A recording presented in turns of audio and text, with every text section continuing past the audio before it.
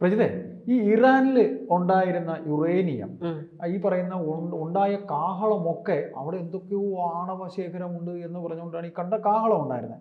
പക്ഷെ ഇപ്പൊ ഈ പറയുന്നതൊക്കെ കിടന്നിടത്തൊരു പൂടയില്ല എന്നൊരു പഴഞ്ചൊല്ല് പറയുന്നു. ആട് കിടന്നിടത്തൊരു പൂടയില്ല എന്ന് പഴഞ്ചൊല്ല് പറയുന്ന പോലെ ഇപ്പൊ അവിടെ ഒന്നും ഇല്ലെന്ന് പറയുന്നത് അത്ര ഭംഗിയായിട്ട് മാറ്റി കഴിഞ്ഞു. അവരത്ര ഭംഗിയായിട്ട് തന്നെ അത് കൈകാര്യം ചെയ്തു എന്ന് പറയേണ്ടി വരും. കാരണം അവരും മണ്ടന്മാരൊന്നും അല്ലല്ലോ. തീർച്ചയായിട്ടും മണ്ടന്മാരല്ല. നമുക്ക് മനസ്സിലായി. അപ്പൊ ഞാനൊരു കാര്യം പറയട്ടെ, ഈ അമേരിക്ക ചർച്ച നടത്തി, 6ാം വട്ട ചർച്ച നടക്കാനിരിക്കുമ്പോഴാണ് ഈ ആക്രമണം ഉണ്ടാകുന്നത്. ഈ 6 വട്ടം ചർച്ച 6ാം വട്ടം, അപ്പൊ 5 വട്ടം ചർച്ച നടത്തിയല്ലോ, കഴിഞ്ഞു. ഈ 5 വട്ടം ഇവർക്ക് കിട്ടിയ സാവകാശമുണ്ട്. ഇറാൻ ഉദ്ദേശിച്ചത് ഈ സാവകാശം മാത്രമായിരുന്നുവെങ്കിലോ? തീർച്ചയായിട്ടും നമുക്ക് അതും പറയാൻ പറ്റില്ല. ഒരു രാജ്യത്തിനെ നമുക്ക് അത്രയ്ക്ക് അങ്ങോട്ട് ഇകഴ്ത്തി പറയാൻ പറ്റില്ല. പക്ഷെ വേറൊരു കാര്യം അറിയോ, ഈ സാവകാശത്തിനിടയ്ക്ക് ഒരു മാറ്റം എന്ന് പറയുമ്പോൾ മൊസാദ് പോലുള്ള ഇതൊക്കെ ചാരസംഘടനയൊക്കെ ഉള്ളപ്പോൾ അവരോട് തന്നെ ഒറ്റ ആള് നിൽക്കുമ്പോൾ ഇതെങ്ങനെ മാറ്റും? ഇതെല്ലാം ഈ പറയുന്ന വളരെ നിഗൂഢമായിട്ടുള്ള കാര്യങ്ങളാണ്. മൊസാദ് ഉണ്ട്, മൊസാദ് അവിടെ കേന്ദ്രം ഉണ്ടാക്കി എന്നൊക്കെ പറയുന്നു, ചാരന്മാരൊക്കെ ഉണ്ട്. പക്ഷെ ഇതും ഒരു രാജ്യത്തിന് ചെയ്യേണ്ട അനിവാര്യമായിട്ടുള്ള കാര്യമല്ലേ? അതും നമുക്ക് പറയാതിരിക്കാൻ പറ്റില്ലല്ലോ. അപ്പോ അമേരിക്കയുടെ ബങ്കർ ബസ്റ്റർ ബോംബിന് പോലും നശിപ്പിക്കാൻ കഴിയാത്ത ഒരു ആണവ കേന്ദ്രം ഇറാൻ നിർമ്മിക്കുന്നുണ്ട് എന്നുള്ളതാണ് ഇപ്പോൾ വരുന്ന വാർത്തകൾ മുഴുവൻ. ഈ അമേരിക്കൻ B2 സ്റ്റെൽത്ത് ജെറ്റുകൾ ഇറാന്റെ 3 ആണവ കേന്ദ്രം, നതാൻസ്, ഇസ്ഫഹാൻ, ഫോർഡോ, ഇവയിലൊക്കെ തകർത്ത് കളഞ്ഞു എന്നാണ് ട്രംപ് പറഞ്ഞത്. പക്ഷെ ട്രംപിന്റെ പ്രതിരോധ സെക്രട്ടറി ഇത് തള്ളിയിരുന്നു. പൂർണ്ണമായിട്ടും തകർത്തിട്ടില്ല എന്ന് അവർ പറഞ്ഞിരുന്നു. മറ്റൊരു ഉദ്യോഗസ്ഥനും കൂടെ, ഉയർന്ന നിലയിലുള്ള ഒരു ഉദ്യോഗസ്ഥനും കൂടി ഇത് പറയുകയുണ്ടായി. ഇത് പൂർണ്ണമായിട്ടും തകർത്തിട്ടൊന്നുമില്ല, ഇത് ട്രംപിന്റെ വീരവാദം തന്നെയാണ് എന്നാണ് പറഞ്ഞത്. അപ്പൊ ഇതിന്റെയൊക്കെ പുറമെ ഒരു കേടുപാട് ഉണ്ടാക്കാൻ കഴിഞ്ഞിട്ടുണ്ടാകാം, പക്ഷെ അതിന്റെ ഉള്ളിൽ ഉണ്ടായിട്ടില്ല എന്നാണ് പറയുന്നത്. അപ്പൊ ഇത് നടത്തുമ്പോൾ തന്നെ, ഈ ആക്രമണം നടത്തുമ്പോൾ 400 കിലോഗ്രാം യുറേനിയം ഇവർ കടത്തി എന്നാണ് പറയുന്നത്. ഇറാൻ അവിടെ നിന്ന് മാറ്റിയിരുന്നു എന്നാണ്. അതെ, നടക്കുന്നതിന് മുൻപേ ഇത് മാറ്റിയിരുന്നു എന്നാണ് പറയുന്നത്. അപ്പൊ ഇറാൻ ആണവ വസ്തുക്കൾ ഒളിപ്പിക്കാൻ പറ്റിയ ഒരു സ്ഥലമുണ്ട്.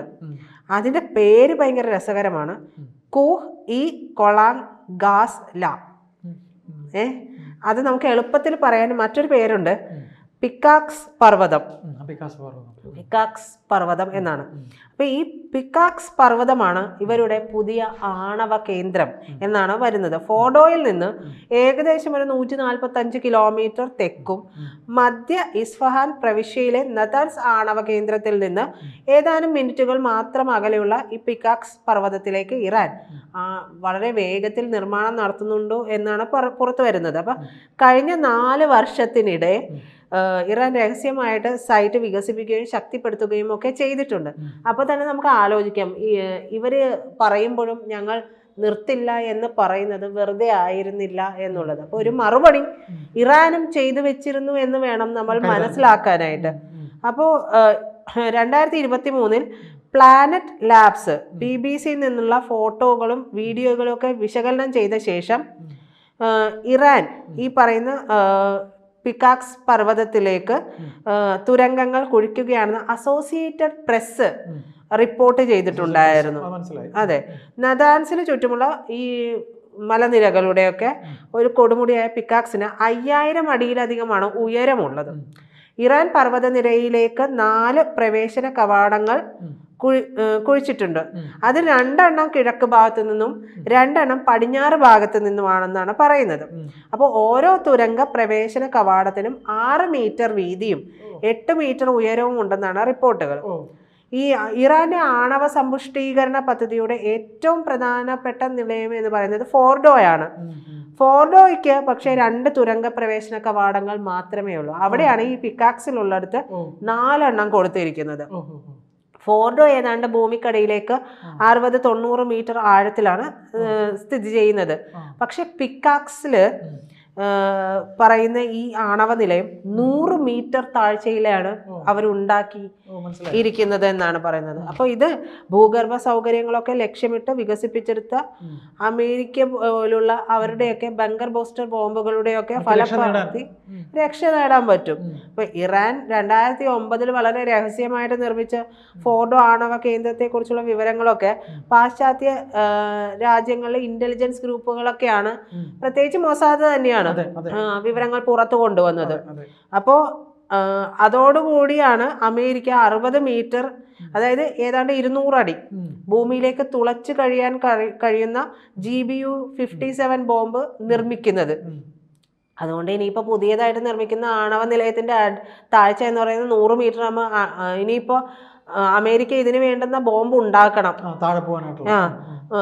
ബോംബ് ഉണ്ടാക്കേണ്ടി വരും. പോകുന്നതിന്റെ വ്യാസമൊക്കെ ഒരാൾ പോകുന്നതിന്റെ വ്യാസമൊക്കെ അല്ലേ ഉള്ളൂ, 6 മീറ്റർ ഹൈറ്റ് അത്രയൊക്കെ ഉണ്ടാവുള്ളൂ ആയിരിക്കണം. അങ്ങനെ ആയിരിക്കണം. അത് അതുമായി ബന്ധപ്പെട്ട വിദഗ്ധർക്കാണ് കൂടുതൽ അറിയാൻ പറ്റുള്ളൂ. അപ്പൊ പിക്കാക്സ് പർവ്വതത്തിലെ പദ്ധതിയുടെ വലിപ്പം കണക്കിലെടുത്തിട്ടുണ്ടെങ്കിൽ ഇറാന് ഈ സൗകര്യം സെൻട്രിഫ്യൂജുകൾ നിർമ്മിക്കാൻ മാത്രമല്ല യുറേനിയം സമ്പുഷ്ടീകരണത്തിനും പറ്റും.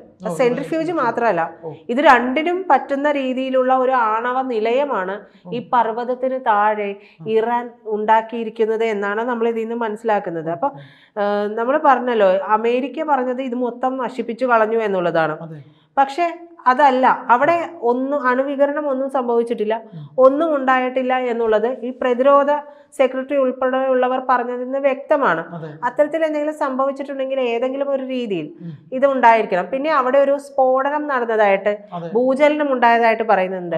ഈ യുറേനിയം സമ്പുഷ്ടീകരിച്ച യുറേനിയം മാറ്റുന്നതിനിടക്ക് വന്ന എന്തെങ്കിലും ഒരു സ്പാർക്ക് ആയിക്കൂടെ അത് ഈ ഭൂചലനം എന്ന് പറയുന്നു. സ്പാർക്ക് ആയിരിക്കാം. എത്താൻ കഴിഞ്ഞിട്ടില്ല എന്ന് അവരുടെ ഏജന്റുമാര് തന്നെ പറയുന്നുണ്ട്. അവിടെ ഇറാനില് ഭൂചലനം ഉണ്ടാകുകയൊക്കെ ചെയ്തിട്ടുണ്ട്. അപ്പൊ ഒരുപക്ഷെ ഇതൊക്കെ ആയിരിക്കാം, ഇത് മാറ്റുന്നതിനിടയിലായിരിക്കാം ഒരുപക്ഷെ. അപ്പൊ എന്തായാലും അമേരിക്കയുടെ ആക്രമണം ഇറാന് ആണവ പദ്ധതിയൊക്കെ മുന്നോട്ട് കൊണ്ടുപോകുന്നതിന് കാലതാമസം പിടിപ്പിക്കുമെന്ന് ട്രംപ് ആവർത്തിച്ച് പറഞ്ഞിട്ടുണ്ട്. പക്ഷേ അപ്പോഴും 400 കിലോ സമ്പുഷ്ടീകരിച്ച യുറേനിയം ഇപ്പോഴും ഇറാന്റെ കൈവശമുണ്ട്. അത് ഭയപ്പെടുത്തുന്നത് തന്നെയാണ്. അമേരിക്ക ആക്രമണം നടത്തുന്നതിന് മുമ്പുള്ള ഉപഗ്രഹ ചിത്രങ്ങളിൽ ഫോർഡോ ആണവ നിലയത്തിന് പുറത്ത് 16 ട്രക്ക് ഉണ്ടായിരുന്നു. പക്ഷെ അതിന് ശേഷമുള്ള ഉപഗ്രഹ ചിത്രങ്ങളിൽ ഈ ട്രക്കുകളെ കാണാനുമില്ല. അപ്പൊ അതിനർത്ഥം രഹസ്യ സങ്കേതത്തിലേക്ക് ഇറാൻ ഇതെല്ലാം മാറ്റി എന്ന് തന്നെയാണ്. ഈ മാറ്റിയിരിക്കുന്നത് ഇറാന്റെ കൈവശമുള്ള യുറേനിയത്തിന്റെ ഒരു ഭാഗം ഇറാനിലെ റഷ്യൻ ആണവ നിലയത്തിലേക്കും ബാക്കി പിക്കാക്സിലേക്കും മാറ്റിയിട്ടുണ്ടാകാം എന്നാണ് ഇപ്പോൾ അമേരിക്കൻ രഹസ്യാന്വേഷണ ഏജൻസികളൊക്കെ സംശയിക്കുന്നത്. റഷ്യയുടെ ആണവ നിലയം അവിടെ ഉണ്ടാവും, അങ്ങനെയാണല്ലോ പറഞ്ഞിരിക്കുന്നത്, റിപ്പോർട്ടിൽ പറഞ്ഞിരിക്കുന്നത് അങ്ങനെയാണ്. അപ്പൊ എന്തായാലും ഏപ്രിലിൽ പിക്കാക്സ് പർവ്വതത്തിനടിയിൽ എന്താണ് സംഭവിക്കുന്നതെന്ന് ഇറാനോട് ചോദിച്ചിട്ടുണ്ടായിരുന്നു. അപ്പൊ സ്വന്തം കാര്യം നോക്കാൻ പറഞ്ഞതായിട്ടാണ് അന്താരാഷ്ട്ര ഏജൻസിക്ക് കൊടുത്ത മറുപടി എന്ന് പറയുന്നത്. അതെ.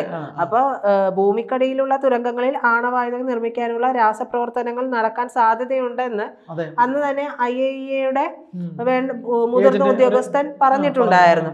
അപ്പൊ സമ്പുഷ്ടീകരിച്ച യുറേനിയം ഉൽപാദനം വർദ്ധിപ്പിക്കാൻ സാധ്യതയുണ്ടെന്ന് അതുകൊണ്ടാണ് വിദഗ്ധരൊക്കെ ചൂണ്ടിക്കാണിച്ചു കൊണ്ടിരിക്കുന്നത്. എന്തായാലും ഇറാന് യുറേനിയത്തിൽ ഇവര് നാശനഷ്ടം, ആണവ പദ്ധതിയുമായി ബന്ധപ്പെട്ട് നാശനഷ്ടം ഉണ്ടാക്കാൻ ശ്രമിച്ചെങ്കിലും വേണ്ട രീതിയിൽ അമേരിക്കയ്ക്ക് ഫലപ്രാപ്തിയിലേക്ക് എത്തിക്കാൻ അതിന് കഴിഞ്ഞിട്ടില്ല എന്ന് വേണമെങ്കിൽ നമുക്ക് പറയാം.